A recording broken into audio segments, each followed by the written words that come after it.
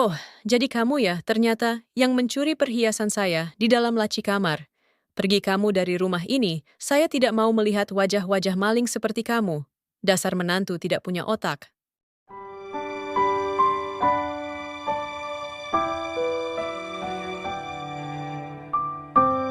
Lantai dapur yang terbuat dari semen kasar itu terasa sedingin es.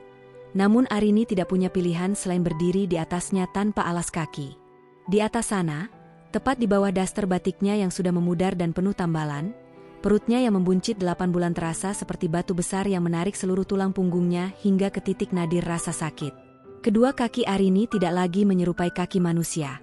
Bengkak, kebiruan, dengan urat-urat yang menonjol seolah siap pecah kapan saja. Setiap kali ia bergeser untuk mengaduk sayur lodeh di atas kompor, rasa nyeri yang tajam seperti tusukan ribuan jarum menjalar dari tumit hingga ke pangkal paha. Lama sekali. Kamu itu masak atau sedang bertapa?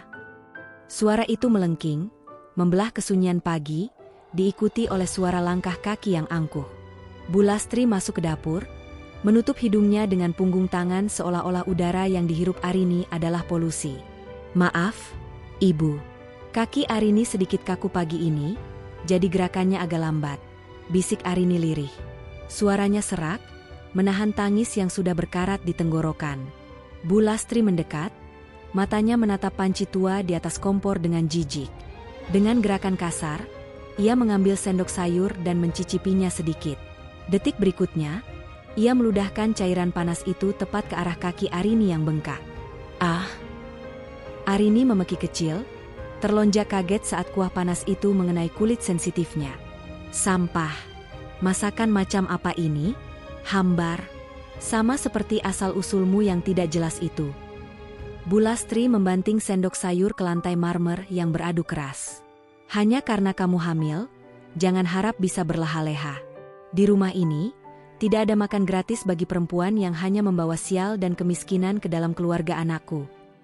Arini menunduk dalam, air matanya jatuh satu persatu, mendarat di atas punggung kakinya yang terkena siraman sayur.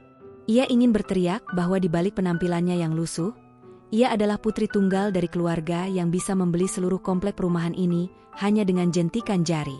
Namun, ia bungkam. Ia sedang menguji sebuah janji suci yang disebut cinta. Ibu, Arini mohon, jangan bicara begitu. Arini sedang mengandung cucu ibu. Cucu? Aku bahkan ragu itu darah daging Randy. Siapa tahu itu anak haram yang kau bawa dari jalanan agar bisa masuk rumah ini. Kalimat itu menghujam jantung Arini lebih dalam dari sembilu manapun. Ia merasa janin di rahimnya menendang keras, seolah ikut merasakan betapa hancurnya harga diri ibunya yang sedang dikuliti hidup-hidup. Di ambang pintu, Randy berdiri. Ia baru saja selesai bersiap untuk bekerja. Arini menatap suaminya dengan tatapan penuh permohonan, sebuah oase di tengah padang pasir penghinaan ini. Mas Randy, tolong Arini, bisik Arini dengan bibir bergetar. Namun, Randy hanya melirik sekilas ke arah istrinya yang bersimpu di lantai untuk memunguti sendok yang jatuh. Tidak ada pelukan, tidak ada pembelaan. Randy justru memperbaiki kerah kemejanya dan berkata dengan nada dingin yang membekukan darah. Dengarkan kata ibu, Arini. Jangan manja. Kamu hanya perlu masak yang benar. Apa susahnya? Ibu sudah cukup baik mau menampungmu yang tidak punya apa-apa ini. Pintu depan tertutup dengan dentuman keras. Randy pergi, meninggalkan Arini dalam kepungan tawa sinis Bu Lastri dan rasa perih yang menjalar di sekujur tubuhnya. Arini memejamkan mata, tangannya mengelus perutnya yang keras. Sabar ya, nak, batinnya menyayat. Hanya sebentar lagi. Biarkan mereka merasa tinggi di atas tanah, sebelum nanti mereka akan memohon di bawah telapak kakimu. Hari itu, Arini tidak hanya memasak sayur. Ia sedang memasak sebuah pembalasan yang akan disajikan dalam kedinginan yang sempurna 5 tahun dari sekarang. Matahari sore itu merangkat turun dengan warna jingga yang tampak seperti luka memar di cakrawala. Di dalam kamar paviliun yang sempit dan pengap, Arini duduk di tepi ranjang kayu yang berderit. Napasnya pendek-pendek, terhimpit oleh beban janin yang semakin turun ke panggul. Tangannya yang kasar karena terlalu banyak mencuci piring mencoba melipat setumpuk baju bayi bekas pemberian tetangga yang sudah memudar warnanya. Setiap helai kain itu ia usap dengan kasih sayang yang getir. Hanya ini yang ia punya. Tidak ada kain sutra, tidak ada renda Prancis, hanya katun kasar yang sudah menipis. Namun bagi Arini, ini adalah simbol pelariannya dari kemewahan demi sebuah janji kesetiaan yang kini mulai terasa seperti jerat leher. Tiba-tiba, pintu kamar terhentak terbuka. Suara engselnya yang berkarat menjerit, memecah keheningan yang rapuh. Bu Lastri berdiri di ambang pintu. Wajahnya tidak lagi sekadar ketus. Ada binar kemenangan yang mengerikan di matanya, seperti pemangsa yang baru saja menutup perangkapnya. Di tangannya, ia menggenggam sebuah kotak bludru merah yang tampak kontras dengan kemiskinan di ruangan itu. Apa yang ibu lakukan di sini? Arini bertanya, mencoba berdiri meski sendi-sendinya seolah akan copot. Bu Lastri tidak menjawab. Ia berjalan masuk, mengitari kamar itu dengan tatapan jijik. Kamar ini bau, cetusnya, bau orang miskin yang tidak tahu diri. Tanpa peringatan, Bu Lastri mendekati tumpukan baju lusuh Arini di atas meja kayu. Dengan gerakan yang sangat cepat dan terencana, ia menyelinapkan sesuatu ke dalam lipatan kain batik Arini yang paling bawah. Sebuah kalung berlian dengan mata yang besar, warisan turun-temurun keluarga Randy yang selalu dibanggakan Bu Lastri. Ibu, apa yang ibu letakkan di sana? Arini terperangah. Jantungnya berdegup kencang, firasat buruk mulai merayapi tengkuknya.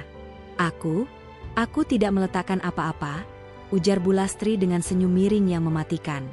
Aku hanya sedang memastikan, apakah kecurigaanku selama ini benar. Beberapa menit kemudian, suara deru motor Randy terdengar di halaman. Biasanya, Arini akan menyambutnya dengan senyum meski lelah. Namun sore ini, atmosfer rumah itu terasa seperti ladang ranjau. Randy, cepat ke sini. Anak durhaka, cepat lihat apa yang istri mudamu ini lakukan. Teriakan Bu Lastri mengguncang langit-langit rumah. Randy berlari masuk, masih mengenakan jaket kerjanya, wajahnya penuh kecemasan. Ada apa, Bu? Kenapa berteriak-teriak? Bu Lastri menunjuk Arini dengan telunjuk yang gemetar, akting yang sempurna dari seorang wanita yang berpura-pura terzalimi. Kalung berlian warisan nenekmu hilang. Tadi ibu melihat Arini mengendap-endap masuk ke kamar ibu. Dan lihat sekarang, dia sudah mengepak tasnya. Dia mau lari, Randy. Dia mau mencuri harta kita untuk membiayai hidupnya yang melarat itu. Arini menggeleng kuat, air mata mulai menggenang di pelupuk matanya. Tidak, Mas, aku tidak pernah masuk ke kamar ibu.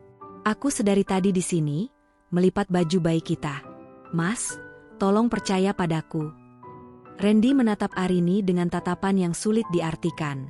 Ada keraguan, namun lebih banyak kekecewaan yang dipaksakan. Arini, jangan bercanda. Ibu tidak mungkin bohong soal warisan keluarga. Kalau kamu tidak percaya, geledah tasnya, geledah tumpukan bajunya, seru Bu Lastri memprovokasi. Randy melangkah maju.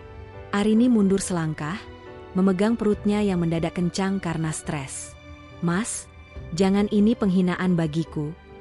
Kalau kamu jujur, kenapa harus takut? Suara Randy meninggi, dingin dan menusuk. Randy menyambar tas kain besar milik Arini. Ia membalikkan isinya ke atas lantai. Bruuk, baju-baju bayi yang sudah dicuci bersih, daster-daster tua, dan sedikit perlengkapan mandi tumpah ruah. Di tengah-tengah kain lusuh itu, sesuatu berkilau dengan angkuh. Sebuah kalung berlian. Cahayanya memantul di mata Randy yang kini menyala karena amarah. Waktu seolah membeku. Arini mematung, dunianya runtuh dalam 1 detik. Ia melihat benda itu, benda yang ia tahu pasti diletakkan oleh mertuanya, kini menjadi bukti kejahatan yang tidak pernah ia lakukan. Ini apa, Arini? Randy mengambil kalung itu, suaranya rendah namun bergetar hebat. Ini apa? Mas, aku berani bersumpah demi nyawa anak kita, aku tidak mengambilnya. Ibu yang meletakkannya tadi, aku melihatnya. Arini berteriak histeris, mencoba meraih tangan Randy. Plaak, tamparan keras mendarat di pipi Arini. Kekuatannya membuat Arini tersungkur ke lantai semen. Ia mengerang, rasa sakit di pipinya tak sebanding dengan rasa sakit di perutnya yang terbentur sudut ranjang. Jangan bawa baju anakku dalam kebohonganmu, raung Randy.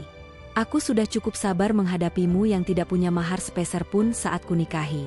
Aku membela kamu di depan ibu, tapi ini balasanmu? Kamu mencuri satu-satunya harta berharga milik keluargaku. Randy, lihatlah. Bu Lastri memanaskan suasana, suaranya dibuat-buat sedih. Dia ini lintah, Randy. Dia menikahimu hanya karena dia tahu keluarga kita punya simpanan. Dia mau membawa lari perhiasan ini, karena dia tahu kita sedang kesulitan ekonomi. Dia ingin kita mati kelaparan. Arini merangkak di lantai, air matanya membasahi semen yang berdebu. Ia menatap Randy dari bawah, melihat pria yang dulu berjanji akan menjaganya kini menatapnya seperti menatap kotoran di bawah sepatunya. Mas, lihat mataku.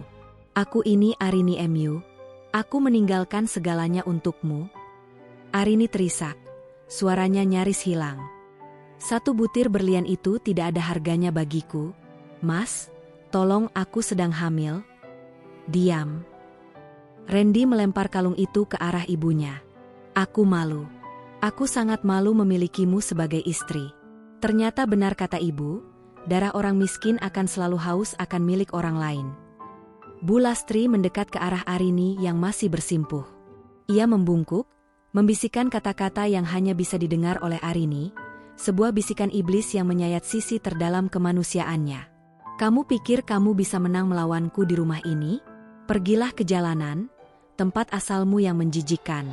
Biarkan anakmu lahir di got, karena dia memang tidak pantas menyandang nama keluarga ini. Arini mendongak, menatap mertuanya dengan tatapan yang mulai berubah. Kesedihan itu perlahan mengkristal menjadi sesuatu yang sangat dingin. Di balik rasa sakit yang luar biasa di perutnya, Arini teringat akan brankas di rumah ayahnya yang berisi ribuan kalung seperti itu.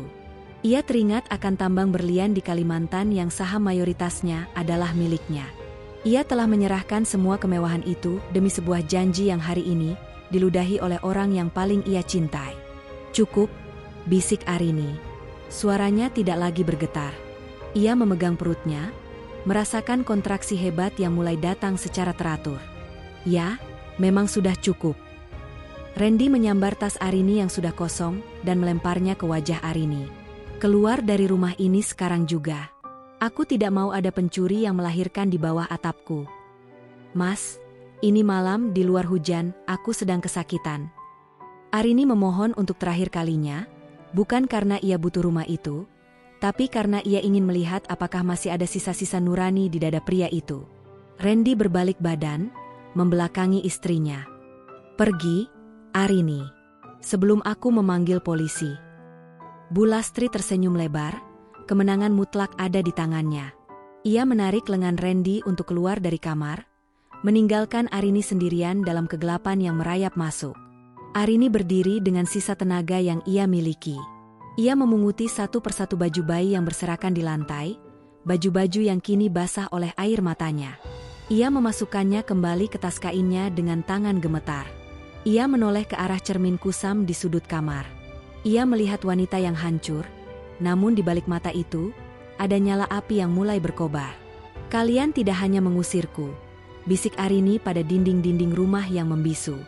Kalian baru saja mengusir satu-satunya keselamatan yang kalian miliki. Arini melangkah keluar dari kamar itu, menyeret kakinya yang bengkak menuju pintu depan. Di luar, Guntur menggelegar, menyambut kehadiran seorang ratu yang baru saja ditanggalkan mahkotanya oleh para jelata yang sombong.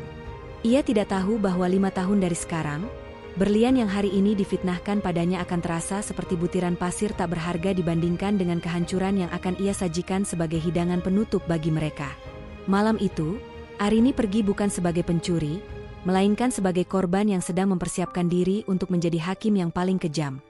Langit malam itu tidak lagi sekadar mendung. Ia berubah menjadi monster hitam yang menggeram. Petir menyambar-nyambar, membelah angkasa dengan cahaya putih yang menyakitkan mata, diikuti oleh dentuman guntur yang getarannya terasa hingga ke ulu hati. Hujan turun bukan sebagai rintik, melainkan sebagai jarum-jarum air yang menghunjam bumi dengan amarah yang sama besar dengan kebencian di dalam rumah itu. Di dalam ruang tamu yang remang-remang, napas Arini terdengar memburu, tersengal di antara isak tangis yang tertahan. Pipinya yang tadi ditampar kini membiru, membengkak menciptakan kontras yang mengerikan dengan wajahnya yang pucat pasi. Randy berdiri di depannya, napasnya naik turun. Ia tidak lagi melihat Arini sebagai wanita yang ia pilih untuk menghabiskan sisa hidupnya. Di matanya, Arini hanyalah parasit yang tertangkap basah. Mas, demi Tuhan, sekali ini saja, dengarkan nuranimu. Suara Arini pecah, nyaris tenggelam oleh suara hujan yang menghantam atap seng. Ini anakmu, Randy. Dia bergerak, dia ketakutan di dalam sini. Jangan usir kami di tengah badai seperti ini. Randy tertawa, sebuah tawa kering yang lebih dingin dari es kutub. Anakku, setelah aku tahu kamu adalah pencuri, bagaimana aku bisa yakin anak itu bukan hasil dari kelakuan bejatmu yang lain? Ibu benar, kamu hanya menggunakan kehamilan ini sebagai tameng untuk merampok keluarga kami. Cukup, Randy, jangan banyak bicara lagi dengan perempuan kotor ini. Bu Lastri muncul dari kegelapan koridor, tangannya memegang payung besar dan tas kain Arini yang sudah basah terkena tempias hujan. Seret dia keluar. Rumah ini harus dibersihkan dari najis sebelum fajar menyingsing. Tanpa peringatan, Randy mencengkeram lengan atas Arini. Cengkeramannya begitu kuat hingga kuku-kukunya seolah menembus kulit Arini yang tipis. Ia menyeret istrinya yang sedang hamil tua itu menuju pintu depan. Mas, sakit. Mas, tolong pelan-pelan. Perutku kencang sekali. Mas. Arini menjerit. Kedua tangannya mencoba menahan pegangan pintu, namun kekuatannya tidak sebanding dengan amarah Randy yang telah diracuni.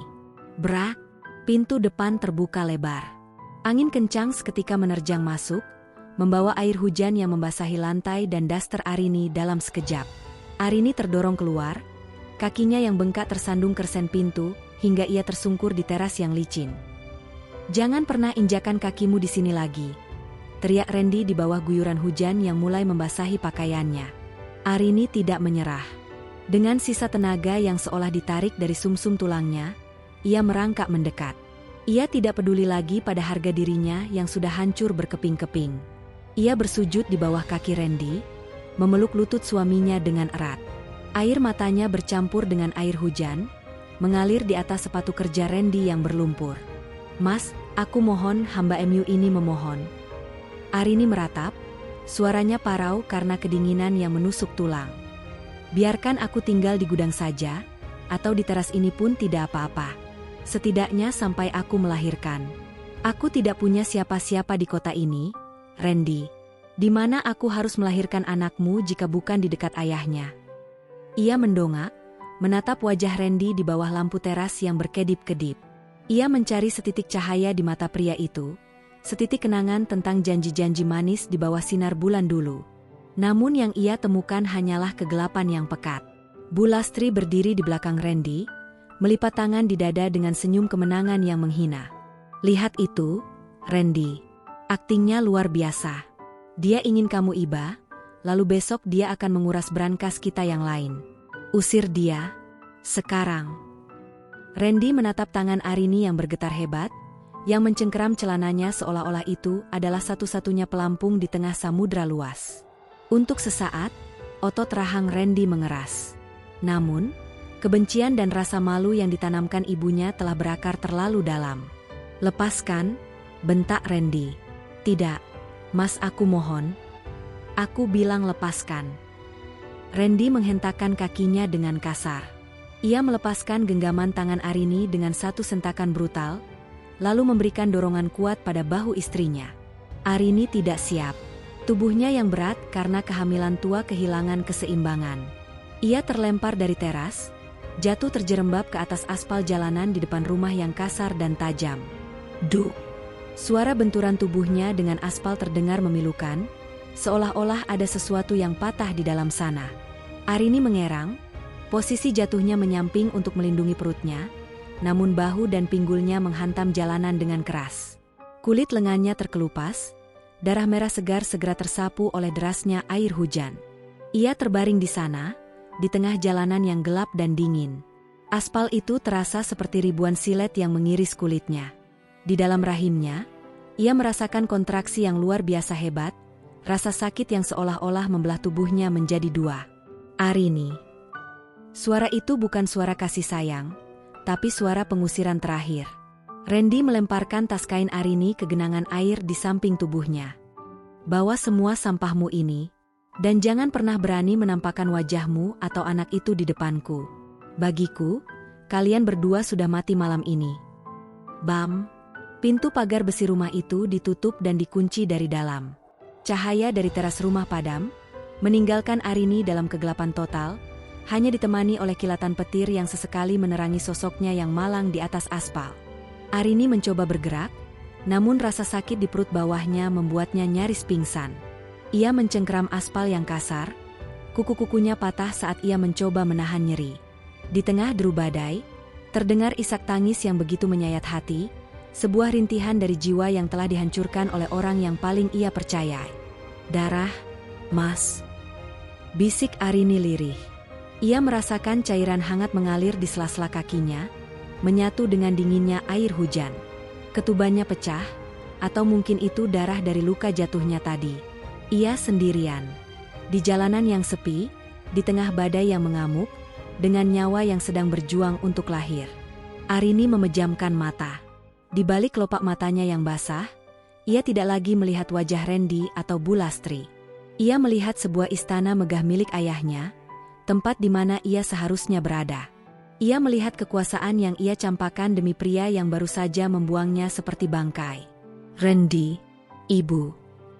Suara Arini berubah, dari rintihan menjadi bisikan dingin yang beradu dengan petir. Ingatlah malam ini, ingatlah hujan ini. Karena suatu saat nanti, kalian akan merangkak di aspal yang sama, memohon udara untuk bernapas, dan aku akan memastikan tidak ada satupun tetes air yang akan kuberikan untuk kalian. Dengan sisa kekuatan yang mustahil, Arini mulai menyeret tubuhnya di atas aspal, merangkak menjauh dari rumah yang kini menjadi nerakanya. Setiap jengkal pergerakannya adalah penderitaan, namun setiap inci jarak yang ia tempuh adalah satu langkah menuju kebangkitan yang akan menghanguskan segalanya. Malam itu, Arini si menantu tertindas telah mati. Di atas aspal yang berdarah, lahir seorang wanita yang hatinya telah mengeras menjadi berlian yang paling tajam, yang siap menyayat siapa saja yang pernah menginjaknya. Hujan belum reda, namun guntur kini hanya terdengar samar di kejauhan, menyisakan rintik yang dinginnya menusuk hingga ke sumsum tulang. Arini menyeret kakinya di atas trotoar yang gelap, langkahnya terseret-seret seperti jiwa yang sudah terlepas dari raga. Tangannya satu mencengkeram tas kain yang basah kuyup, sementara tangan lainnya mendekap erat perutnya yang kini terasa seperti keramik yang retak. Setiap kali kontraksi datang, ia merasa tubuhnya sedang dihancurkan dari dalam oleh palu raksasa. Tolong, siapapun, tolong. Suaranya hanya berupa bisikan parau yang segera ditelan oleh suara angin. Jalanan itu sunyi. Di daerah pinggiran kota ini, tidak ada lampu jalan yang menyala sempurna. Hanya ada bayangan pohon yang menari liar tertiup angin, seolah mengejek nasibnya. Hingga matanya menangkap sebuah bangunan tua dengan atap seng yang berkarat. Terminal antar kota. Tempat itu tampak mati. Lampu neon di langit-langitnya berkedip-kedip sekarat, memancarkan cahaya biru pucat yang dingin. Tidak ada bus, tidak ada penumpang, hanya deretan kursi besi yang sudah berkarat dan lantai ubin abu-abu yang kotor dan berdebu. Baru saja Arini melangkah masuk ke lorong terminal yang gelap, sebuah sentakan hebat menghantam pinggangnya. Krat. Cairan hangat mengalir deras membasahi kakinya yang bengkak, menyatu dengan air hujan yang dingin. Arini jatuh terduduk. Kali ini ia tidak bisa berdiri lagi. Ketubannya pecah di atas ubin terminal yang tidak manusiawi itu. "Enak, sabar, nak." Isaknya, suaranya bergetar hebat karena kedinginan. Ia merangkak menuju sudut lorong yang paling tersembunyi, di balik sebuah loket tiket yang sudah lama tutup. Di sana, di atas ubin yang baunya bercampur antara debu, bensin, dan pesing, Arini membentangkan satu-satunya harta yang ia bawa. Selembar kain batik lusuh yang tadi ia gunakan untuk membungkus baju bayi. Ia berbaring menyamping, tubuhnya meringkuk seperti janin. Rasa sakit itu datang lagi, kali ini ribuan kali lebih dahsyat.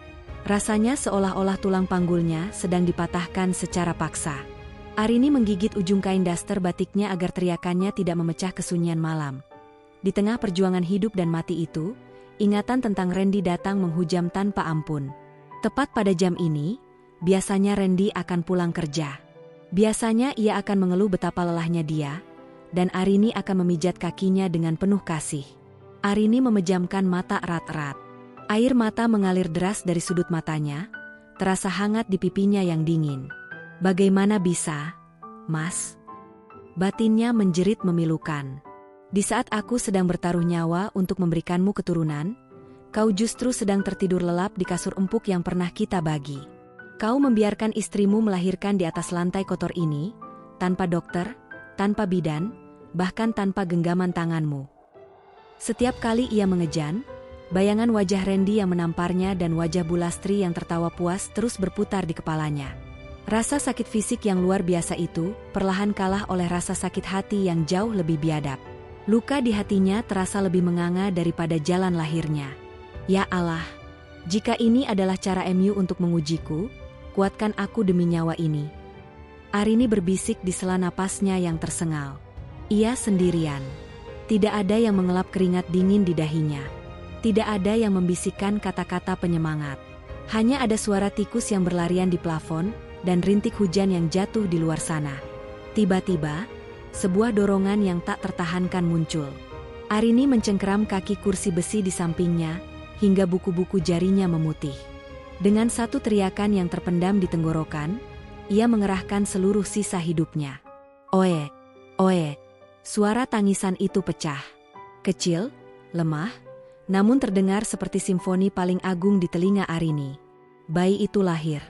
Seorang bayi laki-laki yang kulitnya masih kemerahan dan basah. Arini, dengan tangan yang bergetar hebat, meraih tubuh mungil itu dan mendekapnya ke dadanya yang basah dan dingin. Ia tidak punya selimut hangat. Ia hanya memiliki kain batik lusuh itu untuk membungkus tubuh sang bayi. Maafkan ibu, nak.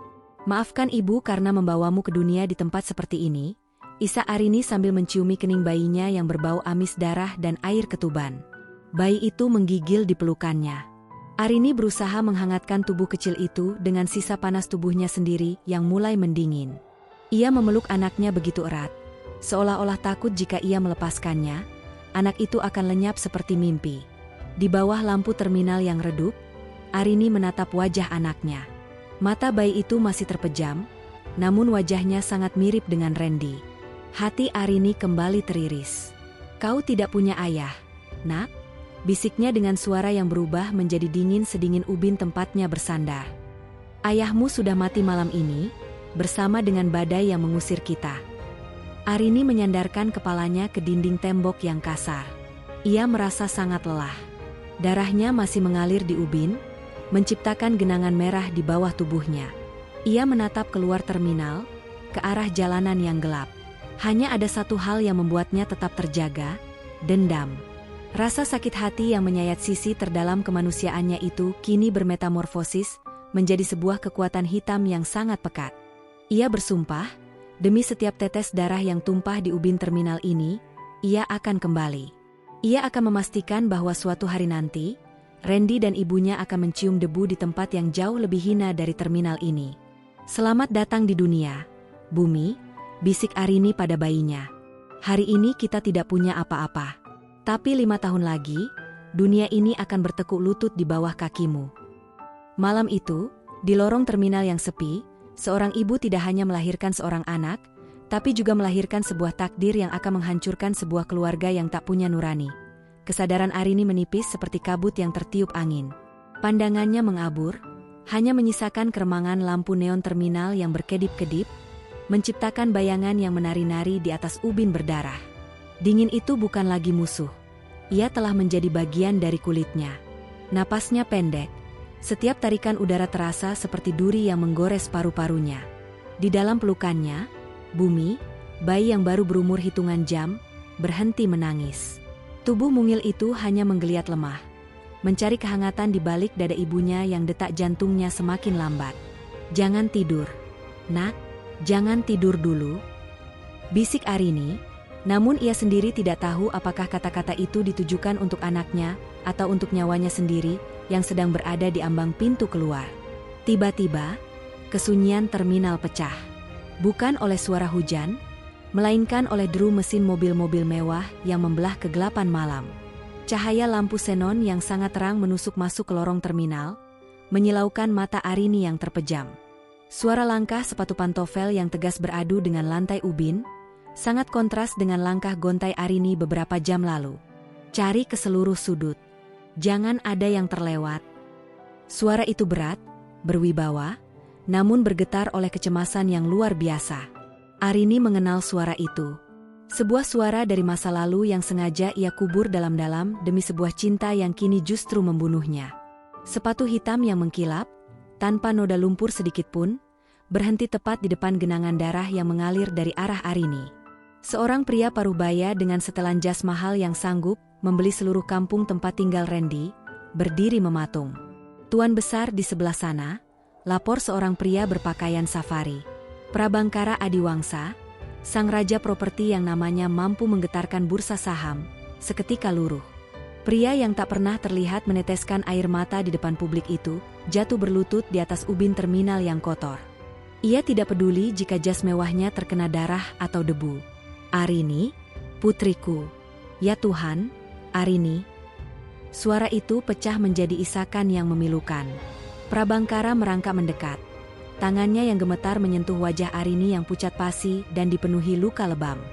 Ia melihat daster batik yang robek, kaki yang bengkak dan membiru, serta seorang bayi yang terbungkus kain lusuh di pelukan putrinya. Apa yang mereka lakukan padamu? Nak, apa yang dilakukan bajingan itu padamu? Prabangkara meraung, mendekap kepala putrinya ke dadanya. Hatinya hancur berkeping-keping melihat putri tunggalnya. Sang putri mahkota Adiwangsa yang dulu hidup di atas awan, kini tergeletak seperti sampah di lorong terminal yang bau. Arini membuka matanya sedikit. Sudut bibirnya yang pecah mencoba membentuk senyum tipis yang menyakitkan. Ayah, Arini pulang. Iya, nak, ayah di sini. Ayah tidak akan membiarkan siapapun menyentuhmu lagi. Tangis Prabangkara pecah saat melihat tangan Arini yang kuku-kukunya patah karena mencengkeram aspal. Cepat panggil ambulans. Siapkan tim dokter terbaik. Jika terjadi sesuatu pada putri dan cucuku, aku akan meratakan kota ini. Para ajudan bergerak cepat, menyelimuti Arini dengan kain kasmir yang hangat, menggantikan daster basahnya yang dingin. Namun, saat mereka hendak mengangkat tubuhnya, Arini mencengkeram lengan ayahnya dengan sisa tenaga yang mengejutkan. Mata Arini yang tadinya sayu, tiba-tiba berkilat. Ada sebuah kegelapan yang pekat muncul di sana, sebuah api yang lahir dari dinginnya aspal jalanan. Ayah, jangan bawa aku ke rumah sakit biasa, bisik Arini, suaranya kini terdengar sangat jernih, sangat dingin, hingga Prabangkara sendiri merasa ngeri. Maksudmu, nak? Bawa aku kembali ke istana kita. Rawat aku di sana. Tapi, ayah, buatlah dunia percaya bahwa Arini yang lembut dan bodoh itu sudah mati malam ini. Arini menatap lurus ke arah gerbang terminal yang gelap, ke arah rumah Randy yang berada jauh di sana. Prabangkara mengusap air matanya, ia melihat perubahan drastis pada putrinya. Arini yang dulu penuh kasih dan pengalah, kini telah menjelma menjadi sesuatu yang lain. Apa yang ingin kau lakukan, Arini? Arini mengelus kepala bayinya yang mulai hangat di balik selimut kasmir. Mereka membuangku karena aku dianggap miskin. Mereka menghinaku karena aku dianggap tidak punya kuasa. Mereka mengusirku seperti anjing karena mereka pikir mereka adalah segalanya. Ia berhenti sejenak, menahan rasa sakit di perutnya yang masih berdenyut. Aku tidak akan membunuh mereka dengan tangan, ayah. Itu terlalu mudah bagi mereka. Aku tidak akan memenjarakan mereka, karena penjara masih memberi mereka makan. Arini menatap ayahnya dengan tatapan yang sangat elegan namun mematikan. Aku akan membunuh mereka dengan kenyataan. Aku akan membiarkan mereka naik setinggi mungkin, agar saat aku menarik pijakannya, mereka tahu bagaimana rasanya jatuh ke aspal yang keras di tengah hujan badai. Aku ingin mereka merangkak di kakiku, bukan karena aku memaksa, tapi karena mereka tidak punya pilihan lain untuk sekadar menyambung nyawa. Prabangkara terdiam. Ia melihat seorang pemimpin besar baru saja lahir dari rahim penderitaan. Ia mencium kening putrinya dengan penuh hormat. Apapun yang kau butuhkan, Arini. Seluruh kekayaan Adiwangsa adalah senjatamu. 5 tahun, ayah, ucap Arini sambil memejamkan mata saat tubuhnya diangkat ke dalam ambulans pribadi. Beri aku waktu 5 tahun untuk menghapus jejak air mata ini, dan mengubahnya menjadi berlian yang akan menggorok leher mereka secara perlahan. Malam itu, iring-iringan mobil mewah meninggalkan terminal dengan kecepatan tinggi. Di belakang mereka, lorong terminal kembali sunyi, meninggalkan genangan darah yang perlahan mengering di atas ubin. Arini Adiwangsa telah kembali. Namun, Wanita yang penuh cinta itu telah terkubur di sana. Yang tersisa hanyalah seorang arsitek kehancuran yang akan menenun jaring-jaring penderitaan bagi mereka yang telah merenggut martabatnya. Di dalam ambulans, Arini memeluk Bumi erat-erat. Saksikan, nak. Dunia ini akan menjadi taman bermainmu, dan mereka hanya akan menjadi butiran debu yang kita injak untuk melangkah lebih tinggi. Waktu adalah tabib bagi mereka yang ingin sembuh. Namun bagi Arini, waktu hanyalah pandai besi yang menempa jiwanya menjadi sebilah pedang yang kian tajam dan berkilau. 5 tahun telah berlalu sejak malam berdarah di terminal itu. Di sebuah penthouse mewah yang bertengger di puncak gedung tertinggi di ibu kota, Arini berdiri menatap pantulan dirinya di dinding kaca yang dingin. Tidak ada lagi daster batik yang robek, tidak ada lagi rambut kusam yang berbau asap dapur, dan tidak ada lagi binar mata yang memohon belas kasihan. Wanita di dalam cermin itu kini mengenakan setelan power suit berwarna hitam legam yang dijahit sempurna mengikuti lekuk tubuhnya yang tegap. Rambutnya dipotong bob tajam sebatas rahang, membingkai wajah yang kini simetris sempurna berkat perawatan terbaik dunia. Pipinya yang dulu lebam kini tirus dan angkuh, dengan tatapan mata yang begitu jernih namun sedingin es di dasar samudra. Arini telah menghapus setiap inci, Arini sang menantu tertindas, dari sel-sel tubuhnya. Ia telah melewati ribuan jam pelatihan manajemen, diplomasi, hingga seni bela diri. Ia belajar bagaimana menjatuhkan lawan bisnis, hanya dengan satu kalimat tenang di meja perundingan. Di dunia korporat, ia dikenal sebagai The Ice Queen of Adiwangsa Group. Ibu. Suara lembut namun tegas itu memecah kesunyian. Arini berbalik, dan seketika es di matanya sedikit mencair. Seorang bocah laki-laki berusia 5 tahun berjalan masuk dengan langkah yang sangat teratur. Ia mengenakan setelan jas kecil berwarna abu-abu. Wajahnya adalah perpaduan antara kecantikan Arini dan garis rahang tajam, wajah pria yang dulu mengusir mereka. Namun, mata bocah itu berbeda. Mata itu menyimpan kecerdasan yang melampaui usianya. Bumi Adiwangsa.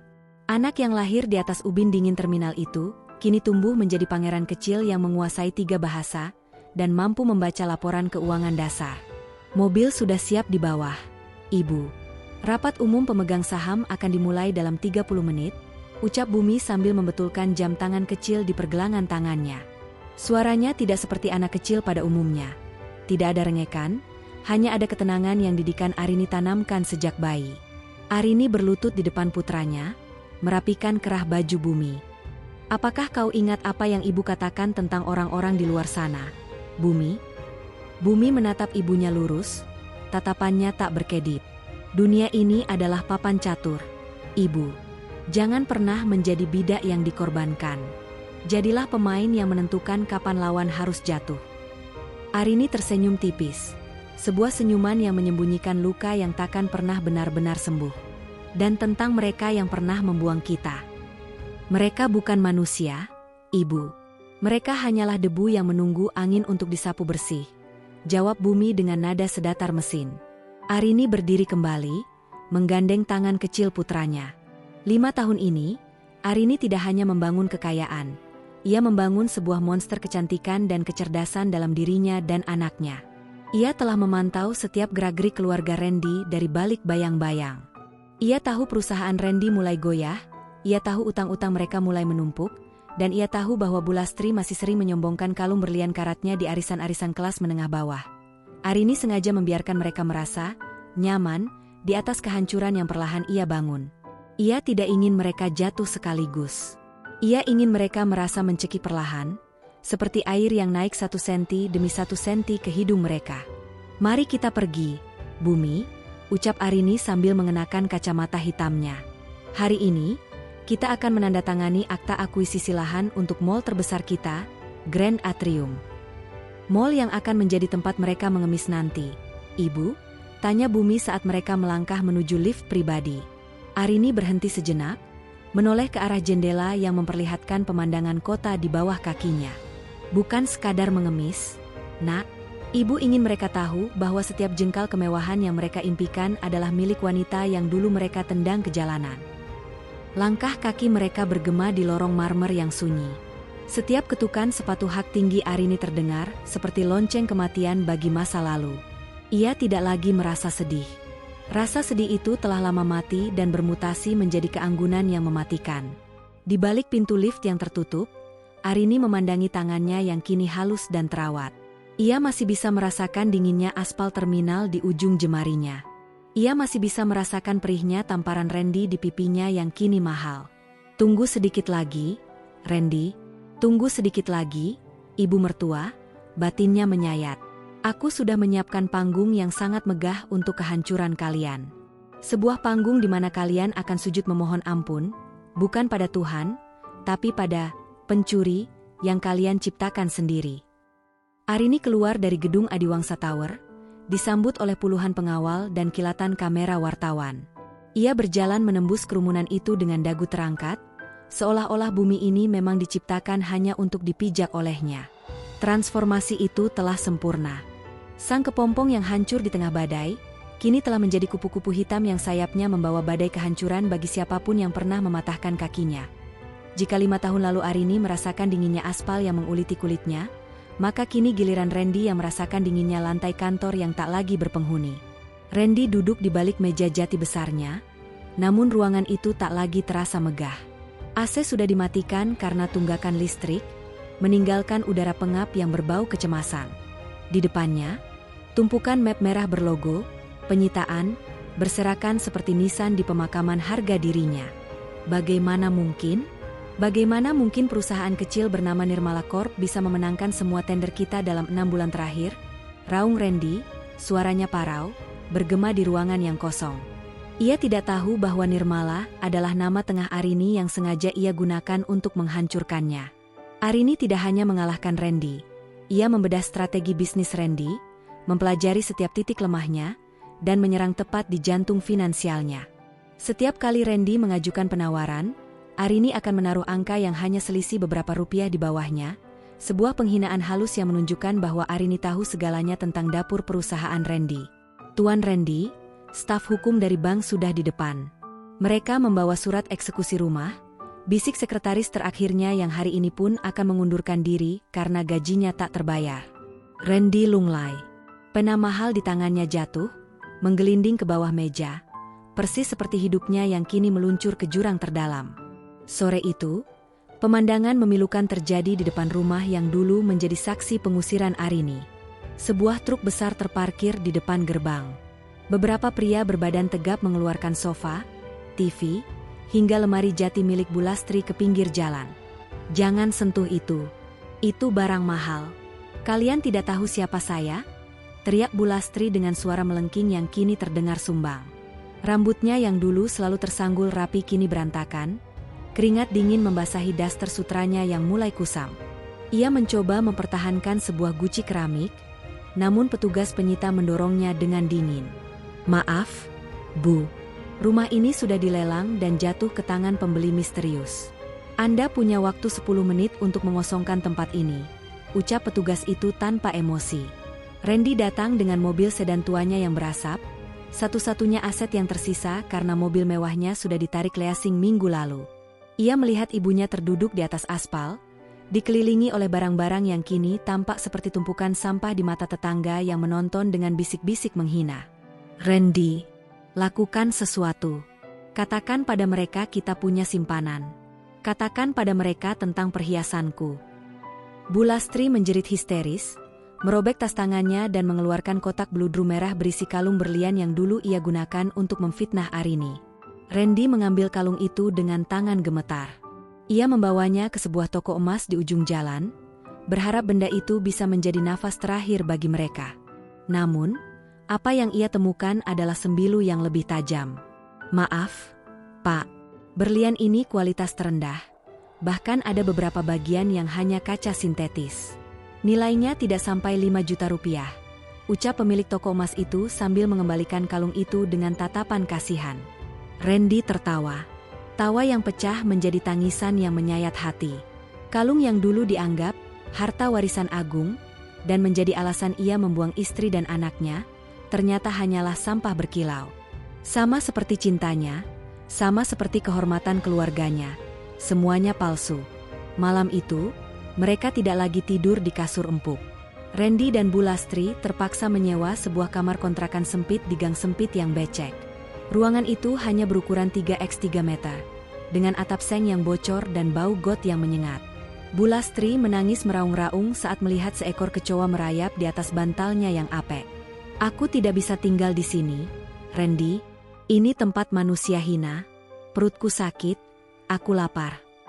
Randy hanya diam, menatap dinding tembok yang berjamur. Ia teringat Arini.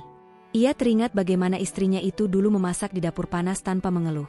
Bagaimana Arini menerima setiap cacian dengan tunduk, dan bagaimana ia membiarkan Arini merangkak di aspal hujan tanpa sepeser pun uang. "Ini kualat, Bu," bisik Randy pelan, suaranya terdengar seperti bisikan kematian. "Kita sedang memakan apa yang kita tanam." "Diam kamu. Ini semua gara-gara perempuan sialan itu. Seandainya dia tidak mencuri kalungku yang asli." Bu Lastri masih dalam delusinya, menolak mengakui bahwa ia sendiri yang menghancurkan hidup anaknya. Di luar gang, sebuah mobil Rolls-Royce hitam berhenti sejenak. Kaca jendela belakang turun hanya beberapa sentimeter. Arini, dengan mata yang terlindung kacamata hitam, menatap rumah kontrakan kumuh itu dari kejauhan. Ia melihat Randy keluar untuk membeli satu bungkus mie instan di warung depan, mengenakan kaos dalam yang berlubang. Tidak ada kemarahan di wajah Arini. Yang ada hanyalah kepuasan yang dingin dan elegan. Arini membuka ponselnya, mengirimkan sebuah pesan singkat kepada orang kepercayaannya. Pastikan tidak ada perusahaan manapun yang menerima Randy bekerja, bahkan sebagai kuli panggul sekalipun. Biarkan dia merasakan bagaimana rasanya menjadi tangan yang meminta-minta. Arini menutup kembali kaca mobilnya. "Jalan," perintahnya singkat pada sang supir. Kehancuran istana pasir itu sudah selesai. Sekarang, Arini akan memulai bagian yang paling menyakitkan dari rencananya. Memberi mereka harapan, sebelum akhirnya menjatuhkan mereka ke dasar neraka keputusasaan. Langit di pinggiran kota tidak pernah benar-benar biru. Ia selalu tertutup kabut polusi dan aroma busuk dari gunungan sampah yang hanya berjarak beberapa ratus meter dari gubuk kayu tempat Randy dan ibunya kini bernaung. Gubuk itu lebih pantas disebut kotak kayu yang sekarat. Dindingnya terbuat dari triplek bekas yang lembab dan berjamur, sementara atap sengnya yang berlubang senantiasa meneteskan air keruh setiap kali gerimis datang. Di dalam ruangan sempit yang hanya beralaskan plastik kusam itu, Bu Lastri terbaring lemah. Tubuhnya yang dulu berisi dan selalu dibalut kain sutra, kini menyusut drastis. Kulitnya menggelambir pucat, membungkus tulang-tulangnya yang menonjol. Matanya cekung, menatap langit-langit dengan tatapan kosong, sesekali meracau tentang perhiasan dan pesta kebun yang kini hanya menjadi hantu di ingatannya. "Randy, lapar." Lambung ibu perih sekali. Rintihnya, suaranya parau seperti gesekan amplas di atas kayu kering. Randy, yang duduk di sudut ruangan, hanya bisa memeluk lututnya. Wajahnya yang dulu tampan dan angkuh kini kusam, dipenuhi janggut yang tumbuh tak beraturan. Ia tidak lagi memakai kemeja bermerek. Ia mengenakan kaos oblong yang sudah menguning dan sobek di bagian bahu. "Minum air putih saja dulu, Bu. Tadi Mas pemilik warung tidak mau lagi memberi utang mie instan," bisik Randy. Ia memejamkan mata, merasakan perih yang luar biasa di lambungnya, rasa perih yang seolah-olah ada tangan tak kasat mata yang sedang meremas organ dalamnya hingga hancur. Tiba-tiba, suara dentuman keras menghantam pintu triplek mereka. "Brak, brak, keluar kalian, tikus kotor. Bayar utang kalian." Tubuh Bu Lastri terlonjak ketakutan. Ia merangkak ke pojok, gemetar hebat seolah nyawanya sedang dicabut. Randy mematung, keringat dingin mengucur deras. Di luar sana, 3 pria berbadan tegap dengan wajah penuh bekas luka sudah menunggu. Mereka adalah debt collector yang dikirim oleh pihak anonim yang telah membeli seluruh piutang buruk keluarga Randy. Para penagih ini tidak hanya menginginkan uang, mereka menginginkan teror.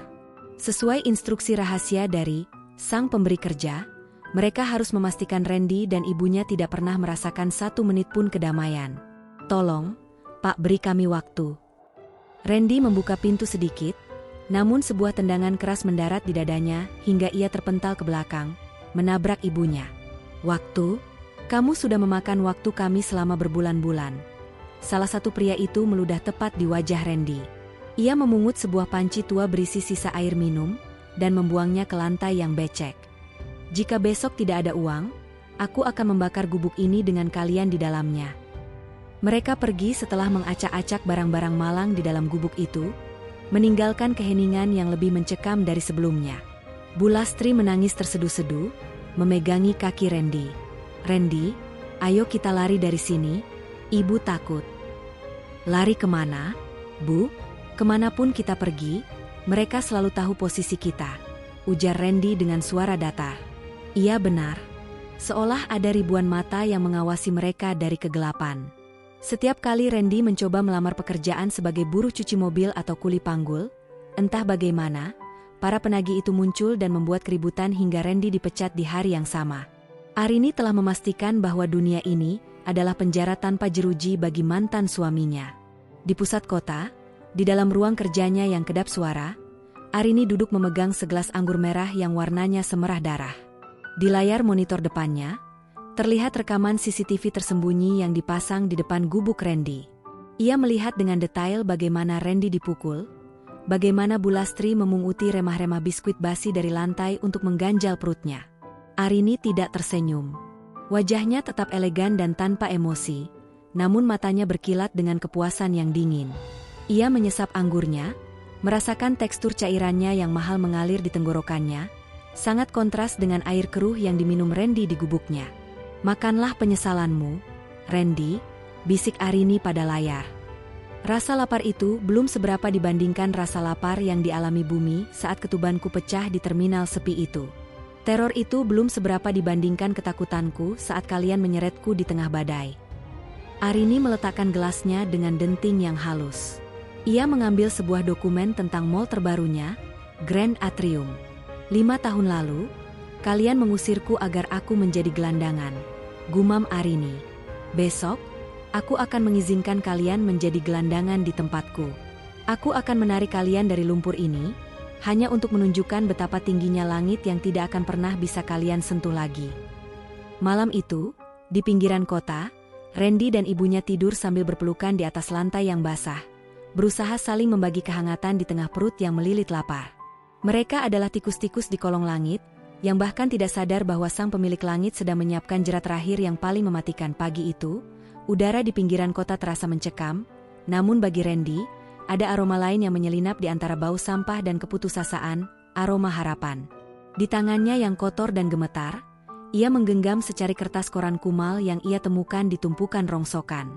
Di halaman depan, terpampang foto sebuah bangunan megah yang seolah menyentuh langit, terbuat dari kaca kristal dan baja berkilau. Di bawahnya tertulis huruf kapital besar, Grand Opening, Grand Atrium. Pemilik baru akan membagikan ribuan paket sembako dan uang tunai bagi kaum duafa. "Ibu bangun, Bu," bisik Randy, suaranya parau karena kegembiraan yang pedih. "Ada harapan. Mall baru di pusat kota, mereka akan memberikan sedekah. Kita bisa makan enak hari ini. Ibu bisa mendapatkan obat." Bu Lastri, yang hanya beralaskan kardus tipis, membuka matanya yang kuyu. Bibirnya pecah-pecah, putih karena dehidrasi. Mendengar kata sedekah, sisa-sisa kesombongan yang dulu ia miliki runtuh seketika, digantikan oleh rasa lapar yang binatang. "Apa kita harus mengemis, Randy?" tanya Bu Lastri lirih. Bayangan dirinya yang dulu selalu duduk di kursi VIP arisan mewah melintas sekejap, menyiksa batinnya. "Kita tidak punya pilihan, Bu. Jika hari ini kita tidak makan, besok mungkin kita tidak akan bangun lagi," jawab Randy sambil membantu ibunya berdiri. Perjalanan menuju pusat kota adalah sebuah ziarah penderitaan. Mereka tidak punya uang untuk ongkos bus. Dengan kaki yang lecet dan hanya beralaskan sandal jepit yang hampir putus, Randy memapah ibunya berjalan sejauh 10 kilometer. Setiap langkah adalah siksaan. Setiap meter yang ditempuh adalah penghinaan bagi raga mereka yang sudah hancur.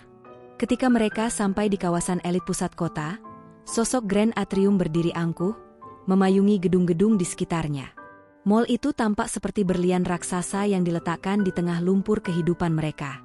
Bau parfum mahal dari para pengunjung yang keluar masuk sesekali tercium, bercampur dengan aroma masakan restoran bintang 5 yang keluar dari ventilasi udara. Randy dan Bu Lastri berdiri di gerbang samping, bergabung dengan barisan panjang manusia-manusia malang lainnya.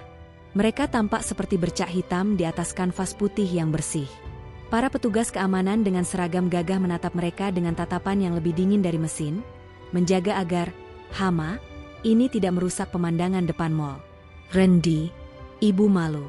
Lihat orang-orang itu, mereka melihat kita seperti melihat kotoran. Bisik Bu Lastri, mencoba menyembunyikan wajahnya di balik kerudung dekilnya. Tahan, Bu. Sedikit lagi. Pemilik mall ini katanya sangat dermawan. Dia disebut malaikat tanpa wajah karena sering menolong orang miskin. Randy mencoba menguatkan ibunya, tanpa tahu bahwa malaikat yang ia maksud adalah iblis yang ia ciptakan sendiri 5 tahun lalu. Di lantai teratas mall, di balik jendela kaca satu arah yang tak tertembus pandangan dari luar, Arini berdiri diam. Ia memegang sebuah tablet yang menampilkan rekaman drone langsung dari barisan peminta-minta di bawah sana. Jarinya melakukan zoom pada 2 sosok yang paling hancur di barisan itu. Ia melihat Randy yang sedang mengipasi ibunya dengan selembar kardus bekas. Ia melihat mantan mertuanya yang dulu sangat memuja berlian, kini sedang berebut botol air mineral bekas dengan gelandangan lain. Mereka sudah datang, Nyonya. Suara asisten Arini terdengar pelan. Arini menyesap teh mawarnya yang harum. Sambut mereka dengan baik. Pastikan mereka berada di barisan paling depan saat jamuan dimulai. Aku ingin mereka merasa sangat dekat dengan keberuntungan, sebelum aku menunjukkan bahwa keberuntungan itu tidak pernah ada untuk mereka. Di bawah sana, Randy menatap ke atas, ke arah jendela tempat Arini berdiri. Ia merasa silau oleh pantulan matahari di kaca mall itu. Ia merasa seperti sedang melihat gerbang surga, tanpa sadar bahwa di balik kaca itu, Arini sedang menatapnya dengan rasa puas yang mengerikan.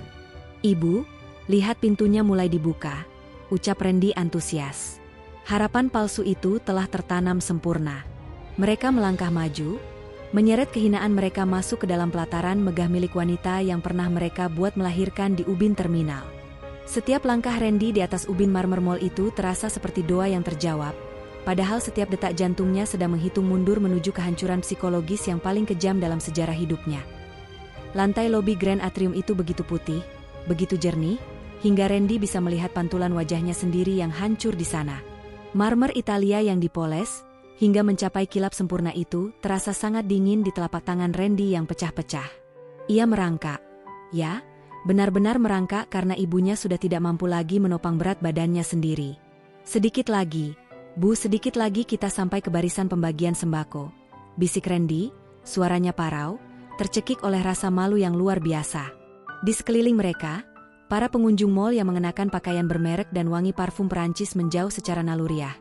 Bau badan Randy dan Bu Lastri yang merupakan perpaduan antara sampah busuk, keringat asam yang mengering, dan nanah dari luka di kaki mereka, menciptakan radius kehampaan di tengah keramaian.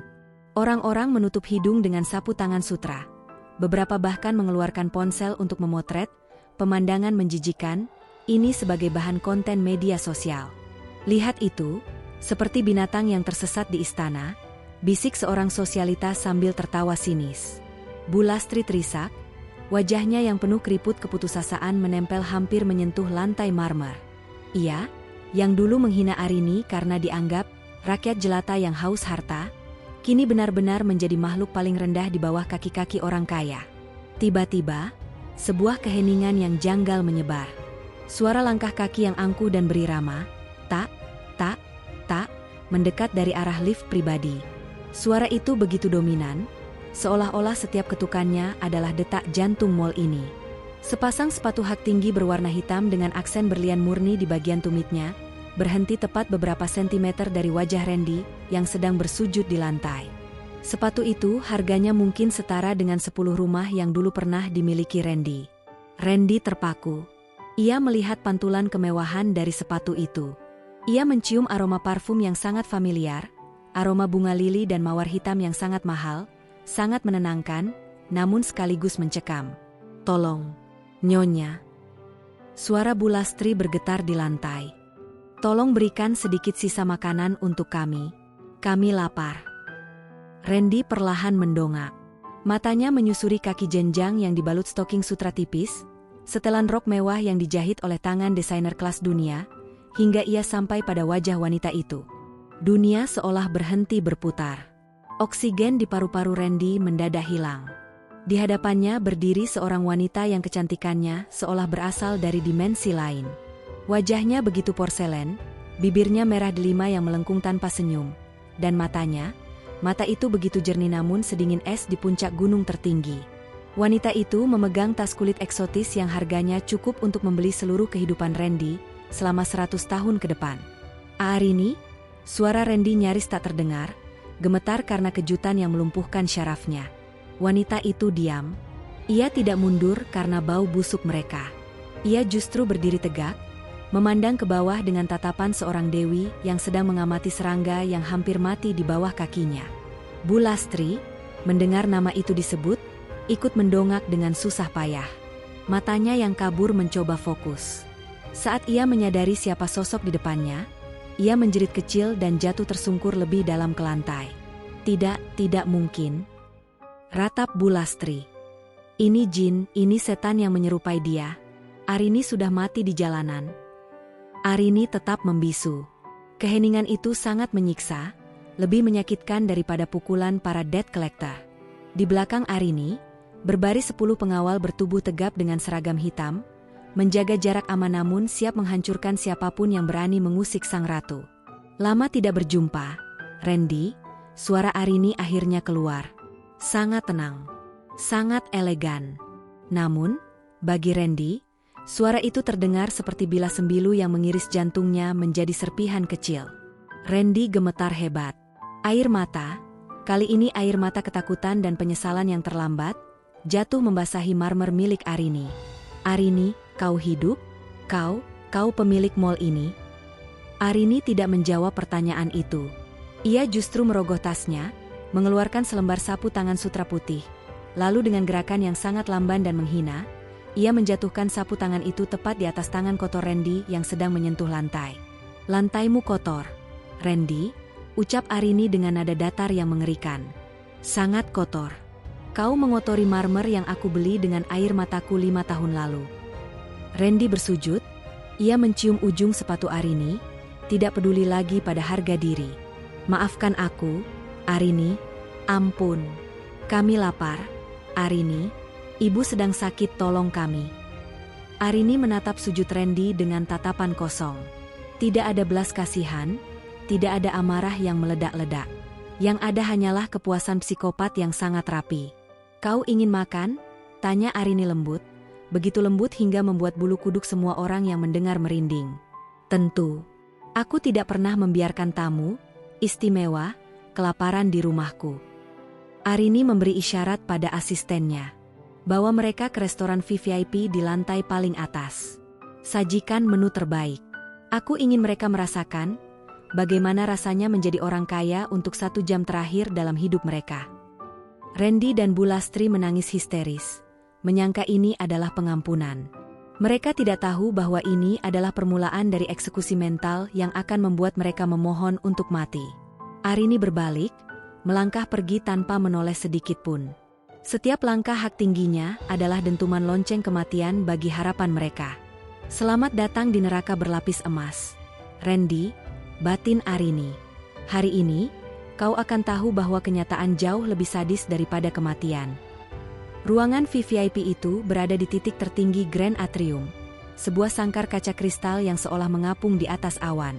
Di dalamnya, keheningan terasa begitu padat hingga suara detak jantung Randy yang tidak beraturan terdengar, seperti perkusi ketakutan. Randy dan Bu Lastri duduk di atas kursi beludru seharga ratusan juta rupiah. Mereka tampak seperti noda tinta hitam di atas kain sutra putih bersih. Di atas meja marmer di depan mereka, tersaji hidangan yang belum pernah mereka lihat seumur hidup. Truffle, daging wagyu berlapis emas, dan kaviar yang berkilau seperti permata hitam. Namun, aroma makanan itu justru membuat perut mereka mual. Bau busuk kemiskinan mereka yang terjebak dalam ruangan kedap suara ini semakin menguar, mencekik paru-paru mereka sendiri. Pintu geser otomatis terbuka dengan desis halus. Arini masuk. Ia melepaskan sarung tangan kulitnya dan menyerahkannya kepada ajudan tanpa menoleh. Langkahnya pelan, setiap ketukan hak sepatunya di lantai kayu oak menciptakan gema yang menyayat keberanian Randy. Arini tidak duduk.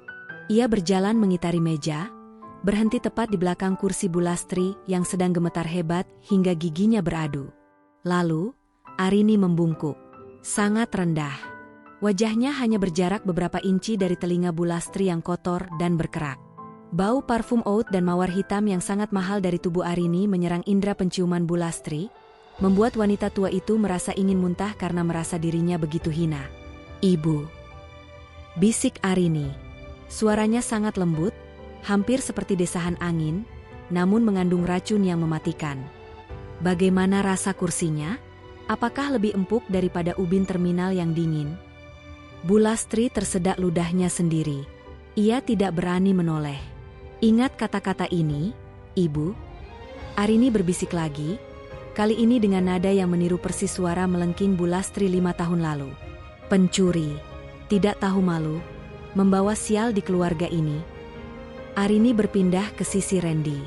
Ia membelai pundak mantan suaminya itu dengan ujung jarinya yang dingin. Randy tersentak seolah baru saja disentuh oleh mayat. "Dan kau, Randy?" bisik Arini di telinga Randy. "Jangan bawa-bawa anakku dalam kebohonganmu. Darah orang miskin akan selalu haus akan milik orang lain." "Arini, cukup, aku mohon. Ampuni kami." Randy meratap, air matanya jatuh ke atas daging berlapis emas di depannya. Ia tidak berani menyentuh makanan itu. Ia merasa makanan itu adalah umpan di dalam perangkap maut. Arini menegakkan tubuhnya kembali, berjalan ke ujung meja dan menatap mereka dengan tatapan kosong. Sebuah kekosongan yang lebih mengerikan daripada amarah. Ia mengambil sebutir berlian yang tersemat sebagai kancing di lengan bajunya, lalu melemparkannya ke tengah meja. Berlian itu berdenting di atas marmer, menggelinding pelan menuju tangan Randy yang kotor.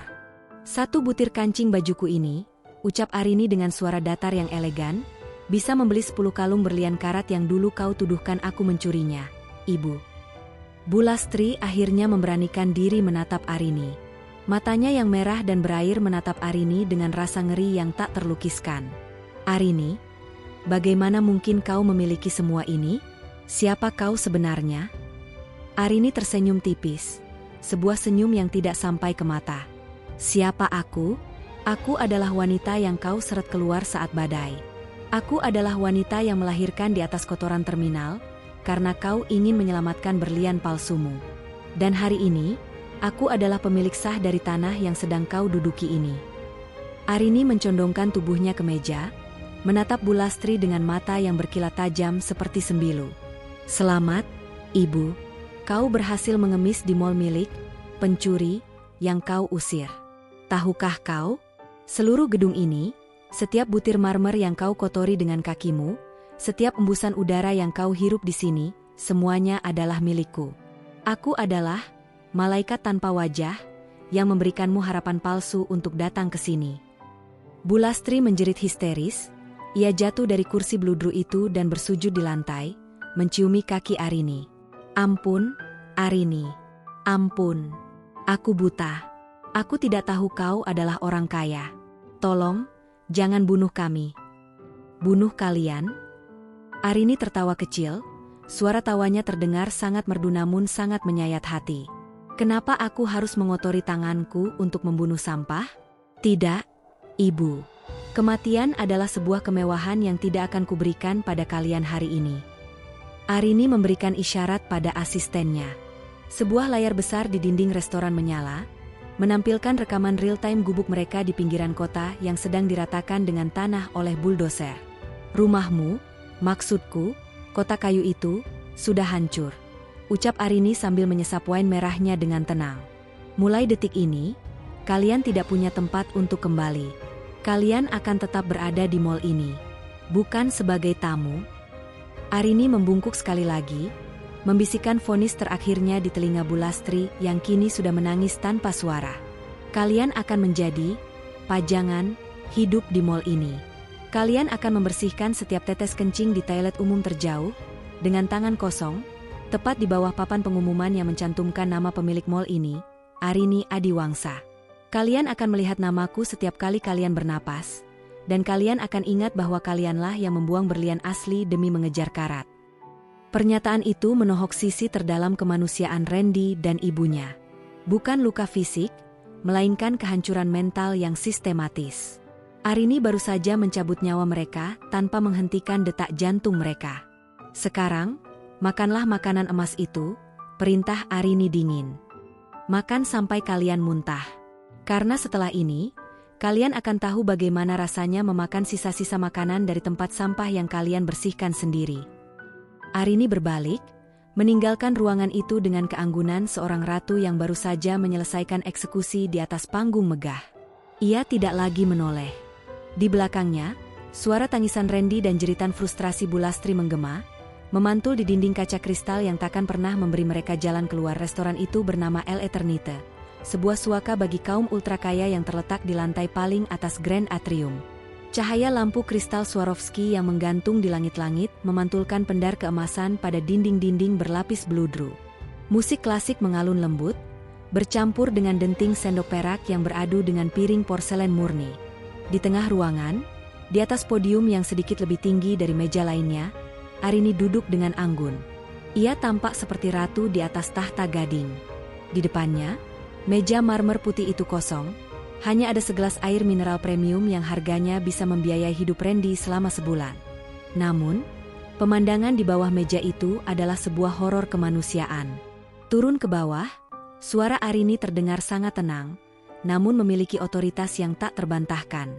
Randy dan Bulastri, dengan tubuh gemetar dan bau busuk yang memenuhi ruangan mewah itu, dipaksa oleh para pengawal untuk berlutut di lantai marmer, tepat di bawah meja tempat Arini menyilangkan kakinya yang jenjang. Para pengunjung restoran yang lain berhenti makan. Mereka menonton dengan tatapan ngeri sekaligus jijik, seolah-olah sedang menyaksikan pertunjukan sirkus yang sangat gelap. Ini makanan yang kalian impikan, bukan? Arini memberi isyarat pada pelayan yang berseragam formal. Satu persatu, hidangan paling mahal di restoran itu diletakkan. Bukan di atas meja, melainkan di atas lantai, tepat di depan wajah Randy yang kotor. Ada A5 Wagyu yang dilapisi lembaran emas murni, ada kaviar beluga di atas piring perak, dan sup sirip hiu yang masih mengepulkan aroma gurih yang sangat kuat. Bau makanan itu berperang dengan bau keringat asam dari tubuh Randy. Perut Randy melilit, rasa laparnya yang sudah mencapai titik gila berteriak minta dipuaskan. Namun jiwanya merasa seperti sedang ditelanjangi di depan publik. Makan, ucap Arini pendek. Tapi ingat, di rumah ini, anjing tidak makan menggunakan sendok. Bulastri, yang sudah kehilangan sisa-sisa kewarasannya karena kelaparan yang mencekik, tidak lagi peduli pada harga diri. Dengan tangan yang dipenuhi daki dan kuku hitam, ia meraup daging emas itu dan memasukkannya ke mulutnya dengan rakus. Ia terisak, air matanya jatuh ke atas piring perak, bercampur dengan lemak daging yang mahal. "Ibu, jangan," bisik Randy hancur. Ia melihat ibunya, wanita yang dulu selalu membanggakan etiket dan kelas sosial, kini makan seperti binatang di bawah kaki wanita yang dulu ia sebut hama. "Kenapa, Randy? Apakah lantai ini kurang bersih untukmu?" Arini sedikit menggerakkan kakinya yang mengenakan sepatu hak tinggi. Ujung sepatunya yang tajam dan berkilau kini menyentuh dagu Randy, memaksa pria itu untuk mendongak menatapnya. Dari posisi itu, Randy hanya bisa melihat kemegahan Arini yang tak terjangkau. Ia melihat kilat dingin di mata Arini, sebuah lubang hitam yang telah menelan semua cinta yang pernah ada di antara mereka. 5 tahun lalu, aku bersujud di kakimu, Randy. Di atas aspal yang tajam, di bawah hujan yang menghancurkan impianku, bisik Arini, suaranya hanya bisa didengar oleh Randy di tengah denting musik klasik. "Hari ini, aku memberikanmu marmer terbaik, makanan paling mahal, dan udara paling sejuk. Bukankah aku sangat baik?" Randy terisak tanpa suara. Ia mencoba mengambil sepotong daging, namun tangannya bergetar hebat hingga daging itu jatuh kembali ke lantai. "Ayo, makanlah." Arini sedikit menekan ujung sepatunya ke leher Randy, sebuah intimidasi yang sangat elegan namun mematikan. "Rasakan bagaimana rasanya menjadi kaya. Rasakan bagaimana rasanya memiliki segalanya namun berada di bawah kaki seseorang. Derajat kalian tidak pernah ditentukan oleh uang, Randy. Tapi hari ini, aku menggunakan uangku untuk menunjukkan di mana posisi kalian sebenarnya, di bawah telapak kakiku." Bulastri tersedak.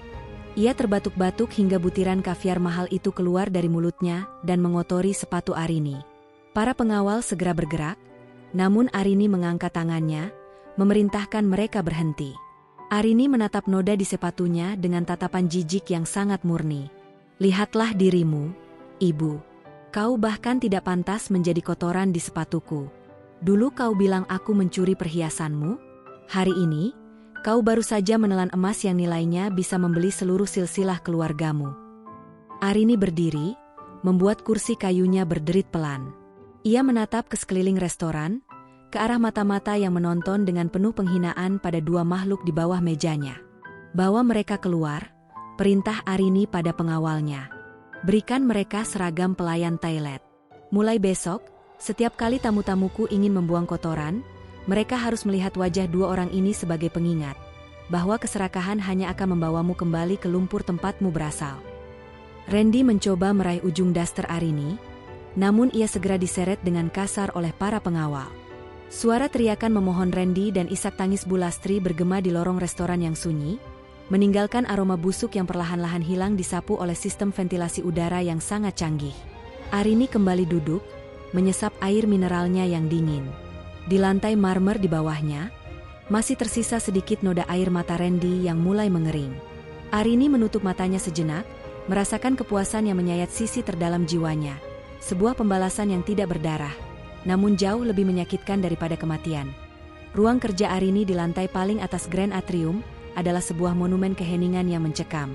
Aroma disinfektan murah dari seragam pelayan toilet yang kini dikenakan Randy dan Bu Lastri beradu tajam dengan aroma white mask yang mewah dari ruangan itu. Randy berdiri dengan kepala tertunduk, tangannya yang pecah-pecah meremas ujung seragamnya yang kasar, sementara Bu Lastri duduk bersimpuh di lantai marmer, tidak lagi memiliki kekuatan untuk sekadar berdiri tegak. Di atas meja kerja jati yang luas, Arini meletakkan sebuah map kulit berwarna hitam. Ia membukanya dengan gerakan yang sangat lambat, seolah sedang menikmati setiap detik ketakutan yang terpancar dari wajah mantan suaminya. Kalian pasti bertanya-tanya.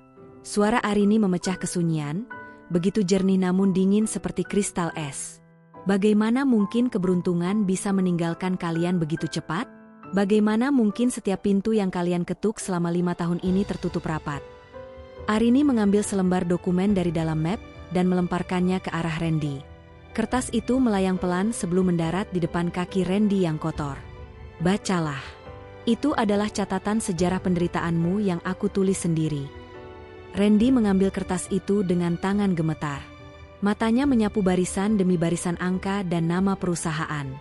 Nirmala Corp, Adiwangsa Holding, PT, Sentosa Abadi. Semuanya adalah nama-nama perusahaan yang menolak lamarannya, yang membatalkan tender bisnisnya, dan yang membeli aset-aset rumahnya dengan harga murah. Kau? Suara Randy tercekat. Semua kegagalanku, perampokan di kantorku, bank yang tiba-tiba menagih utang, itu semua kau. Arini menyandarkan punggungnya ke kursi kebesarannya, menyilangkan kaki dengan elegan. Aku tidak hanya menontonmu jatuh, Randy. Aku yang menarik tanah dari bawah kakimu. Setiap kali kau merasa lapar, itu karena aku yang memastikan warung di depan gubukmu tidak memberimu utang. Setiap kali debt collector memukulmu, itu karena aku yang membayar mereka untuk tidak memberi ampun. Bu Lastri meraung, suaranya parau dan menyayat hati. Kau iblis, Arini. Kau bukan manusia. Bagaimana kau bisa sekejam ini pada orang yang pernah menjadi keluargamu? Arini mencondongkan tubuhnya ke depan, matanya berkilat dengan kemarahan yang telah membeku selama 5 tahun. Keluarga? Arini berbisik pedas. Keluarga mana yang membuang wanita hamil tua ke tengah badai? Keluarga mana yang memfitnah menantunya mencuri perhiasan karat hanya karena dia tidak membawa mahar? Kau menyebutku iblis? Aku hanyalah cermin dari apa yang kalian lakukan padaku di terminal itu. Arini kemudian mengeluarkan selembar surat terakhir, sebuah sertifikat pengalihan utang. Aku tidak akan melaporkan kalian ke polisi atas pencemaran nama baik atau penipuan masa lalu, ucap Arini sambil tersenyum tipis yang sangat mengerikan. Itu terlalu cepat. Sebagai gantinya, aku telah membeli seluruh utang kalian. Setiap rupiah yang kalian pinjam untuk makan, setiap tunggakan rumah sakit, semuanya kini milikku. Ia melemparkan kunci kecil dengan gantungan nomor toilet umum mall ke depan Bu Lastri. Secara hukum, kalian adalah milikku. Kalian tidak akan bisa pergi dari kota ini tanpa masuk penjara, karena utang yang tidak akan pernah bisa kalian bayar seumur hidup. Kalian akan hidup selamanya sebagai budak di mall ini. Kalian akan membersihkan toilet yang aku gunakan setiap hari. Randy terjatuh berlutut, wajahnya hancur oleh beban kenyataan yang jauh lebih berat dari kemiskinan. Ia menyadari bahwa selama 5 tahun ini, ia bukan sedang berjuang melawan nasib, melainkan sedang bermain di dalam sangkar yang dibuat oleh wanita yang pernah ia hancurkan. Aku ingin kalian mencium aroma kotoran setiap hari sebagai pengingat akan busuknya hati kalian dulu. Lanjut Arini, suaranya kini terdengar sangat lelah namun puas. Setiap kali kalian menyikat lantai toilet ini, ingatlah bahwa dulu ada seorang wanita yang bersujud di kakimu memohon sedikit belas kasihan. Namun kau justru melepaskan tangannya hingga ia jatuh ke aspal. Arini berdiri, berjalan menuju jendela besar yang memperlihatkan seluruh kemegahan mall miliknya. Pergilah. Tugas pertama kalian sudah menunggu. Pastikan toilet di lantai VVIP berkilau seperti berlian yang kau tuduhkan padaku, Ibu Mertua. Jika aku menemukan setitik debu saja, aku akan memastikan jatah makan kalian hari ini hangus. Randy dan Bu Lastri merangkak keluar dari ruangan itu, menyeret sisa-sisa kemanusiaan mereka yang telah hancur total. Mereka bukan lagi manusia. Mereka hanyalah bayangan hidup yang terperangkap dalam neraka psikologis yang dirancang dengan sangat elegan oleh sang korban yang kini menjadi hakim. Di balik meja kerjanya, Arini memejamkan mata. Untuk pertama kalinya dalam 5 tahun, ia merasa beban di pundaknya sedikit terangkat. Meski ia tahu bahwa lubang di hatinya tidak akan pernah benar-benar tertutup sore itu, koridor menuju ruang kerja Arini terasa seperti lorong penghakiman. Randy, dengan seragam biru kusam pelayan toilet yang berbau pemutih tajam, bersimpu di depan pintu kayu ek yang kokoh. Ia tidak lagi peduli pada tatapan sinis para sekretaris, atau pengawal yang berdiri tegak seperti patung. Ia menangis histeris, sebuah tangisan yang lebih mirip raungan binatang yang terluka. Suaranya parau hingga urat-urat di lehernya menonjol seperti akan pecah.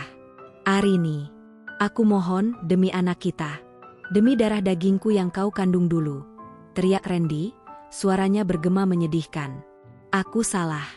Aku hilaf. Tapi jangan pisahkan aku dari anakku. Dia butuh ayahnya, Arini. Kau tidak bisa membiarkan dia tumbuh tanpa tahu siapa ayahnya. Pintu terbuka. Arini berdiri di sana, menatap Randy dari ketinggian yang tak terjangkau. Tidak ada kemarahan di wajahnya. Hanya ada sebuah kekosongan yang begitu absolut. Mendengar kata, ayah, keluar dari mulut Randy, Arini perlahan melepaskan tawa kecil. Bukan tawa kemenangan, melainkan sebuah tawa yang sangat halus, sangat merdu, namun jauh lebih menyeramkan dari tangisan manapun yang pernah Randy dengar. Tawa itu seolah menyayat udara, meninggalkan rasa dingin yang membekukan darah. Ayah? Arini mengulang kata itu dengan nada bertanya yang pedih. Kau menyebut dirimu ayah setelah kau membiarkan dia hampir mati kedinginan di aspal?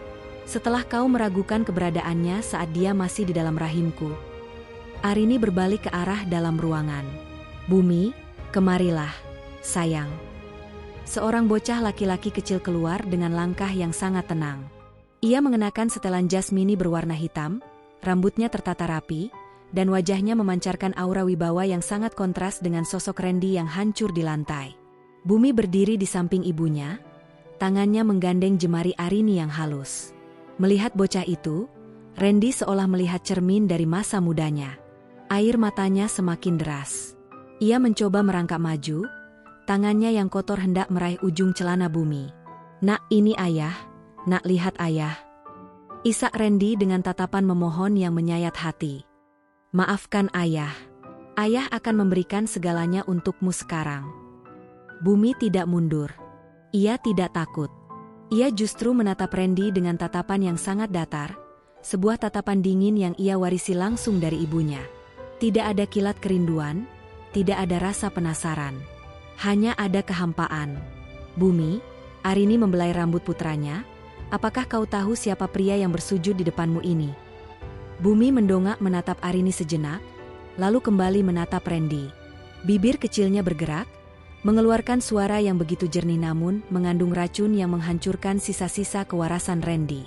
Ibu bilang, ayahku sudah mati saat aku lahir di terminal, ucap Bumi tanpa ekspresi.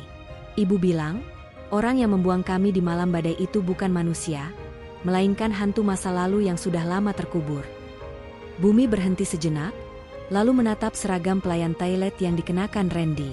"Paman, ibu juga mengajarkan padaku bahwa aku tidak boleh bicara terlalu lama dengan pelayan yang tidak becus bekerja. Toilet di lantai 3 masih berbau pesing. Pergilah bekerja sebelum gajimu dipotong." Jedar. Kata-kata itu menghantam Randy lebih keras dari tamparan manapun. Ia merasa seluruh dunianya runtuh, hancur berkeping-keping hingga tak bersisa. Identitasnya sebagai seorang ayah, satu-satunya harapan yang ia gunakan untuk bertahan hidup, baru saja dihapus secara permanen oleh anak kandungnya sendiri. Randy terpaku, tangannya membeku di udara. Ia menatap bumi, mencari setitik pengakuan, namun yang ia temukan hanyalah dinding es yang tak tertembus. Di depan matanya, anaknya sendiri baru saja membunuhnya tanpa menggunakan senjata. "Kau dengar itu, Randy?" Arini membungkuk sedikit, membisikkan kalimat terakhirnya tepat di wajah Randy yang hancur. "Kau tidak punya tempat di dunianya. Kau tidak punya tempat di ingatannya. Baginya, kau hanyalah noda di lantai marmer yang harus dia injak setiap hari." Arini menarik bumi masuk ke dalam ruangan. "Tutup pintunya," perintah Arini pada pengawal. Pintu besar itu tertutup dengan debuman yang berat, mengunci Randy di luar dalam kegelapan koridor. Randy jatuh tersungkur, kepalanya membentur lantai marmer. Ia meraung, mencakar-cakar pintu kayu itu hingga kuku-kukunya berdarah. Namun tidak ada suara yang menjawab. Di dalam ruangan, Bumi duduk di sofa mewah sambil membaca buku bisnisnya kembali. Sementara di luar, ayahnya baru saja kehilangan jiwanya. Randy menyadari bahwa sujudnya bukan hanya terlambat, tapi sudah tidak berarti apa-apa di hadapan sebuah dendam yang telah dipupuk dengan air mata dan darah selama 5 tahun. Matahari terbenam di ufuk barat, memuntahkan warna merah saga yang kental, seolah melumuri langit dengan sisa-sisa amarah yang perlahan mendingin. Di balkon tertinggi Grand Atrium, di mana angin berembus kencang namun tak mampu mengusik sehelai pun rambutnya yang tertata sempurna, Arini berdiri. Ia tampak seperti siluet keagungan yang membelah cakrawala. Dari ketinggian 50 lantai ini, dunia di bawah sana tampak begitu kecil. Mobil-mobil terlihat seperti mainan, dan manusia-manusia hanya tampak seperti titik-titik debu yang bergerak tanpa arah. Arini mencondongkan tubuhnya ke pagar kaca, matanya yang tajam menatap jauh ke bawah, menembus atrium mall yang megah. Di sana, di atas lantai marmer putih yang berkilau di bawah lampu kristal, 2 sosok berseragam biru kusam sedang bergerak lambat. Randy dan Bu Lastri. Mereka sedang mengepel lantai, berlutut untuk menggosok noda yang ditinggalkan oleh sepatu para pengunjung. Sosok yang dulu begitu angkuh, yang suaranya pernah menggelegar mengusir seorang wanita hamil ke tengah badai, kini tampak begitu ringkih dan tak berarti. Mereka tidak lebih dari sekadar bayangan yang menghuni sudut-sudut mall miliknya. Arini menarik napas dalam-dalam. Udara yang ia hirup terasa sangat murni. Anehnya, rasa panas yang selama 5 tahun ini membakar dadanya, rasa sakit yang ia pelihara setiap malam di lorong-lorong terminal, kini telah lenyap. Tidak ada lagi kemarahan yang meledak-ledak. Tidak ada lagi dendam yang menggebu. Yang tersisa hanyalah sebuah keheningan yang agung. "Ibu." Suara Bumi terdengar dari belakang. Bocah itu berdiri di sana, memegang sebuah kotak beludru kecil. Arini berbalik dan tersenyum. Sebuah senyum yang kini tulus, bukan lagi topeng. Ia mengambil kotak itu dan membukanya. Di dalamnya terdapat sebuah bros berlian berbentuk mawar hitam, simbol kembalinya kedaulatan keluarga Adiwangsa. Ia menyematkan bros itu di dadanya. Itu adalah mahkotanya yang tak terlihat. "Penantian ini sudah usai, Bumi," bisik Arini pada angin. Ibu tidak lagi membenci mereka. Karena kebencian adalah pengakuan bahwa mereka masih penting. Hari ini, bagi ibu, mereka tidak lebih dari sekadar debu di lantai yang harus dibersihkan. Arini kembali menatap ke bawah. Ia melihat Randy berhenti sejenak, mendongak ke arah balkon tempatnya berdiri. Meski jarak memisahkan mereka, Arini tahu Randy sedang menangis. Ia tahu Randy sedang menatap sebuah tahta yang seharusnya bisa ia bagi jika saja ia memiliki sedikit nurani 5 tahun lalu. Namun, Arini tidak berpaling. Ia tidak memberikan tatapan kemenangan yang jahat. Ia hanya menatap dengan tatapan hampa. Di detik itu, Arini memberikan pencerahan paling menyakitkan bagi Randy, bahwa hukuman terberat bukanlah kematian, melainkan hidup dalam penyesalan yang abadi sambil melihat orang yang kau hancurkan bersinar begitu terang di atas kepalamu, hingga kau tak sanggup lagi menatapnya. Arini menyadari sebuah makna mendalam dari perjalanan berdarahnya. Kekayaan dan mall megah ini hanyalah hiasan. Kemenangan sejatinya bukanlah saat ia melihat mereka jatuh miskin, melainkan saat ia berhasil berdiri kembali sebagai manusia yang bermartabat tanpa harus menjadi kejam seperti mereka. Ia menang karena ia tetap elegan di tengah kehancuran. "Ayo, bumi. Dunia sudah menunggu kita," ucap Arini. Ia berbalik, meninggalkan balkon itu tanpa sekalipun menoleh lagi ke bawah. Langkah kakinya yang tenang bergema di koridor, mantap dan pasti. Di belakangnya, pintu kaca tertutup perlahan, mengunci masa lalu di balik dinding-dinding penyesalan yang takkan pernah runtuh. Di bawah sana, di atas lantai marmer yang dingin, Randy terus mengepel. Air matanya jatuh, membasahi lantai yang sudah bersih, hanya untuk ia bersihkan kembali. Itulah sisa hidupnya, membersihkan noda yang ia buat sendiri, di dalam sebuah istana milik wanita yang pernah ia anggap tak berharga. Arini Adiwangsa telah kembali ke tahtanya. Bukan di atas tumpukan harta, melainkan di atas puing-puing penyesalan musuhnya yang kini telah menjadi debu di bawah kakinya. Tamat.